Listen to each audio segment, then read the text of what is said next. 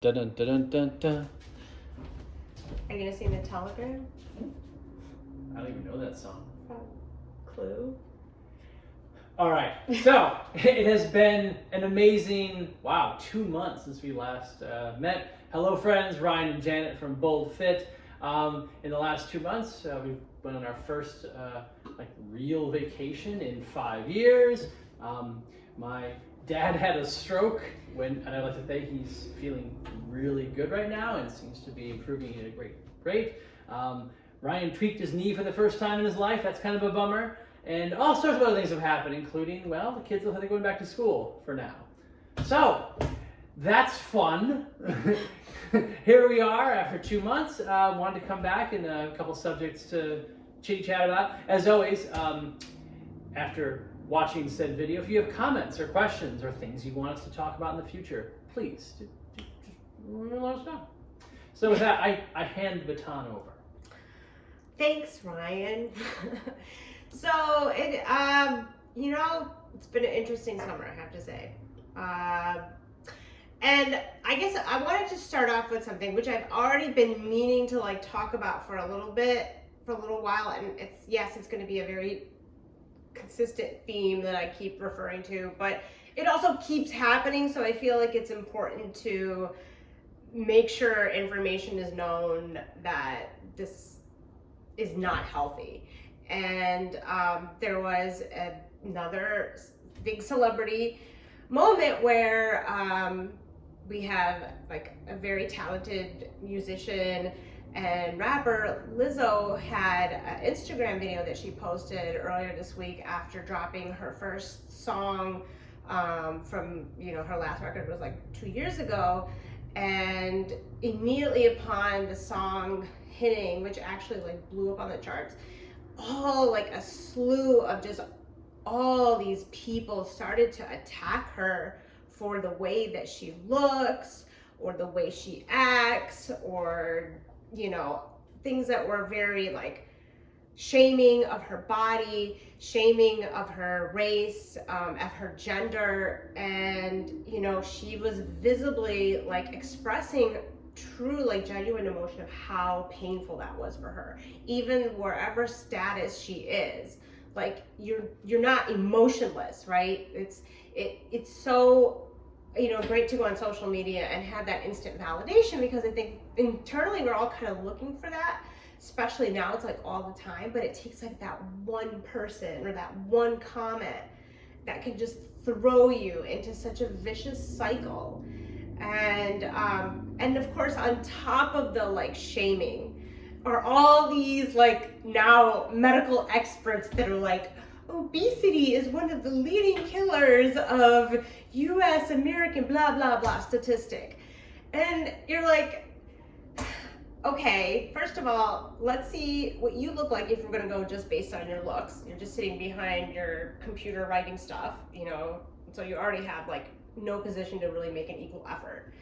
But more importantly, that we're in a place where it's just so easy to say stuff but not be walking the walk.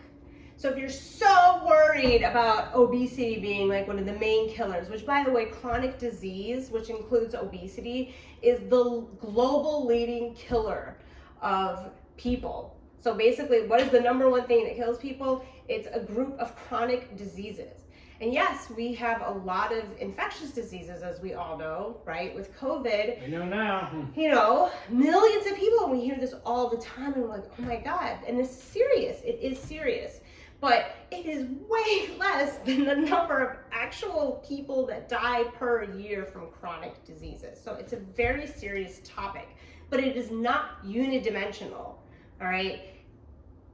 Talking about someone saying they're lazy, they're fat, they're, overeating, they don't exercise, again, this armchair, quarterback kind of thing. You don't know what that person has in his or her life. You don't know what they're going through. You don't know what they may be genetically predisposed to have, or the social conditions in which they live in, the economic conditions. and how much all of those things play a factor. It's not usually just one thing, because to be obese into that kind of high risk category, it takes some effort to get there. Like, it's not going to happen over a week. It happens over years.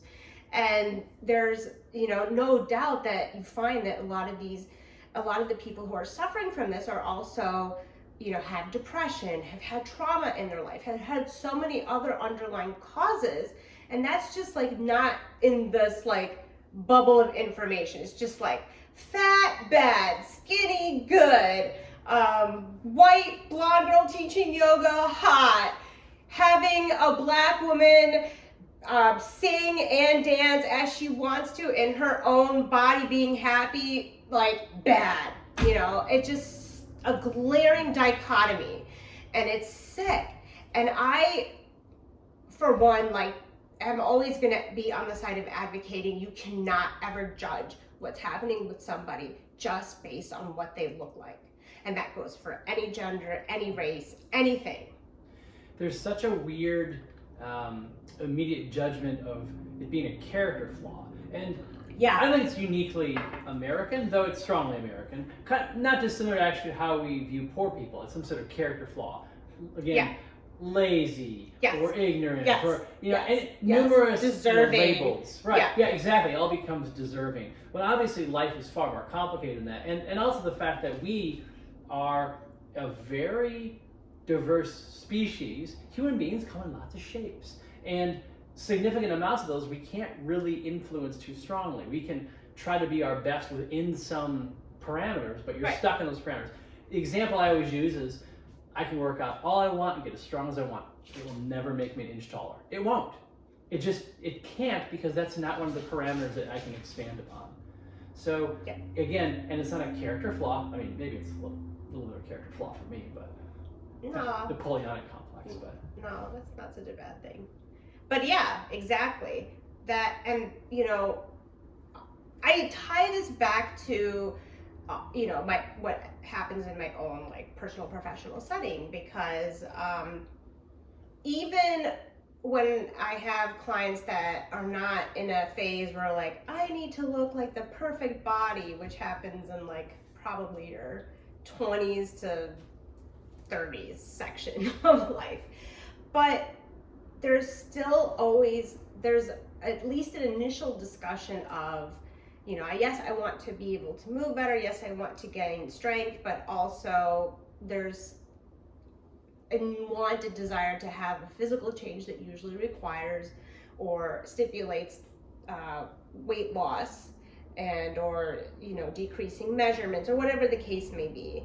And I'm always making a point that I am not going to be a trainer who will require, definitely never, for people to give me any sort of measurement as far as like their weight, their height, their inches, blah, blah, blah. I don't measure progress with my clients based on those kinds of numbers, because they are just that. There's no context behind the numbers. A number on a scale, as much as like we are all like, oh my God, and me, myself included, it still is so not representative of what's actually going on in that person's body. So I measure progress with my clients, and I make this known right from the beginning that we are going to work on how you move. And those movements are going to be part of exercises and workouts and whatever. But we're going to measure based on how your form is. And there is criteria to meet that form that is safe and healthy and the right pathway for movement. And you're going to see how you're going to be able to build on that. That will happen over time. And you and I were just discussing, like, clients, for clients having general expectations of how training should go, or just working with a trainer should go. It's you have to chip away, as you were saying. I mean, I said this actually in so many venues this week. It's probably now going to be my signature move. Though, okay, so the human body is great at one thing, well, at least multiple things, but one thing particularly, and that is staying in a very narrow range of things.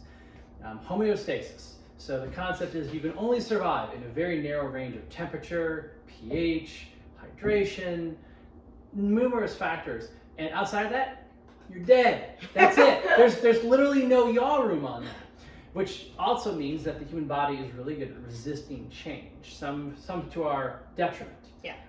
So, in other words, working out is not an easy, quick change process. It is a long grind, and particularly if you want to see, significant changes. Now, let me back up. It doesn't mean you can't see small changes almost immediately. It doesn't mean you won't see improvement almost immediately. Yes. But the expectations a lot of people have, and also the long term of busting through plateaus and making continual changes, that takes a while. You're pretty much guaranteed the following. No matter how good a shape you're in, when you start doing something new, you're going to see some benefits immediately, and you're going to plateau more or less soon. And then you find another way to adapt it, whether it be change the workout, change the volume, numerous factors, right? There's multiple variables. Yeah. But either way, it is a long process. And, I know I'm kind of fuddy-duddy on this and hate the term journey. Oh! I know. I don't have a problem. It drives me crazy. But the reality is, it is not a destination. It can't be, because no. What would that even look like? Now, you can peak, and athletes do this all the time. Yeah. But they come back down and then regroup, and then you do it again, and hopefully better the next time. So anyway, it's this long process, and the expectations of clients, we try very much to make sure they understand the consequences and the time frames, just so it's not absurdly disappointing. Yeah. And for the record, Janet and I, we've worked out together and apart for 1,000,000 years now, and have experienced all those ups and downs that you expect during that long period of time. And it's not all great. No. Some is not even good. No. But you keep chipping away at it. Yeah. And you do see improvements, and things change as you age as well. Well, I think that's why it's so important for it to be something that's part of your lifestyle. I always use the example with clients, every day you're hopefully brushing your teeth every day, or ensuring that you're clean every day, presentable, things like that. So have you seen our kids? Well, at a certain age, you kind of have to have that expectation, right? And and then that's the same with having physical activity, whatever that is, however you define it in your life, because that's the only way that you can make it sustainable and go through all of these ups and downs. And even though there are downs, I can assure you they're still far better than not doing anything at all, or falling into these ruts where your expectations are so high and then they crash. And that's kind of one thing I wanted to just even say about when clients are interfacing with personal trainers for the first time. And again, we talk about this a lot, but I still think it's important to keep reiterating, you could definitely have a trainer out there that will hear what you say and say, this is what we're going to do. We're going to take your measurements, and I'm going to put you on this program, and I'm telling you you're going to be able to lose 10 pounds within 30 days or something like that. And having measurable things like data, like time and number, amount of pounds and blah blah blah, kind of makes it more sort of scientifically official, but that's not how it works. And it shouldn't work that way, because our system shouldn't have all these kind of wild fluctuations. But even, that's what I'm saying, even in the worst moments where you're keeping it sustainable, you bounce out of those, because inevitably you just do. There's something, a joy in it that you must have. So what I said before, I realized, and my brain sounded very positive. No, not at all. You actually led me right to what I really want to finish that statement with, which is, I enjoy the journey. I hope others do too. I know others do, because I talk to other gym goers and other trainers, and I really hope that our clients enjoy the journey, because it is hard a lot of the time, but I mean, if you're able to enjoy a good portion of it, that means even the worst days of doing it are still better than a lot of things in life. Yeah. And you also then look forward to other better days, because you can remember the rush of oh, how good you felt doing something that, for the first time doing it correctly, or Yeah. a PR, or multiple PRs, or even just having an end game goal like a race or an event of some sort. Yeah, and I'll give you just another quick example of a newer client that has a chronic issue that really stood out to the client, and certain exercise movements would accentuate this issue, and the client could only focus on that. And we talked about changing the mind muscle connection, and I want you to focus on this muscle group instead and really concentrate about engaging it at this moment during the whole exercise movement. And as the client was performing, the client was like, oh my God, the other chronic issue just went away.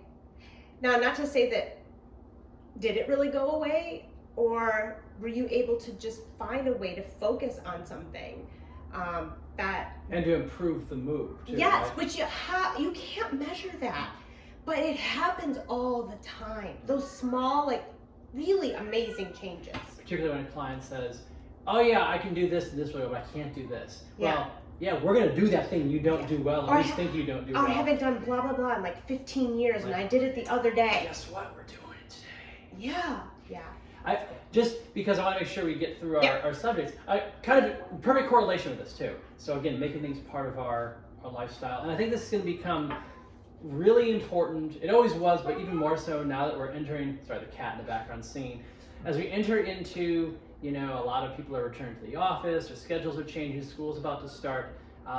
So some of the expansive space in our schedule caused by COVID and maybe working from home is about to come to an end, or at least change again. Yeah, more likely.